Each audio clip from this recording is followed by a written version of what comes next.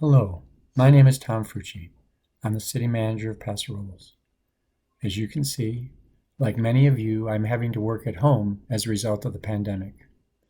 I'd like to share with you some of the impacts of the pandemic on city services and the city budget. First, and most importantly, I want to reassure you that we are continuing to provide all of the high priority city services that you depend on and that you deserve. These include police, fire, water, sewer, solid waste, traffic signals, building inspection, and the like. We aren't going to let those be impacted by the pandemic. Now, the city accounts separately for certain services like water, sewer, and the airport that are called enterprise functions and really need to be operated like a business. All other services are paid for by what we call the general fund. And that's where the three primary sources of revenue to the city, sales taxes, property taxes, and the transient occupancy tax, reside. The annual general fund budget, which pays for this general collection of services, is about $40 million. Half of that goes to personnel. We have about 200 employees, and half of that goes to operations and projects.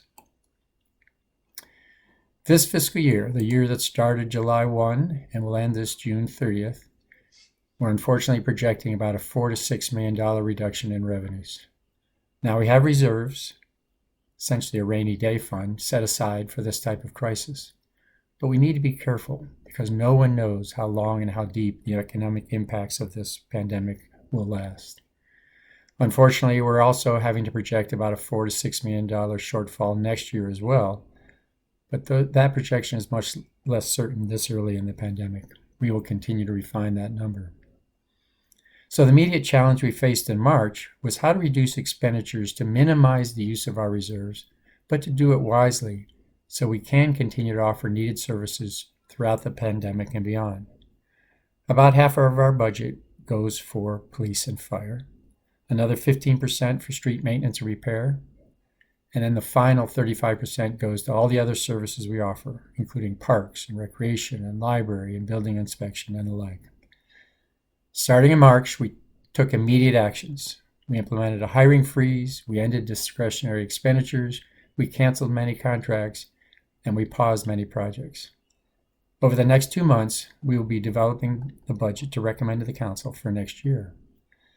As part of this process, we will be meeting with employee groups, community stakeholders, and others. We will also be continuing the conversation we have begun with you through mailers, the newsletters, surveys, and social media, because it is absolutely vital that we continue to hear from you as to what you consider to be most important to your health, your safety, and your overall well-being during this pandemic. In future videos, I'll give you an update on what we hear back from you. Thank you.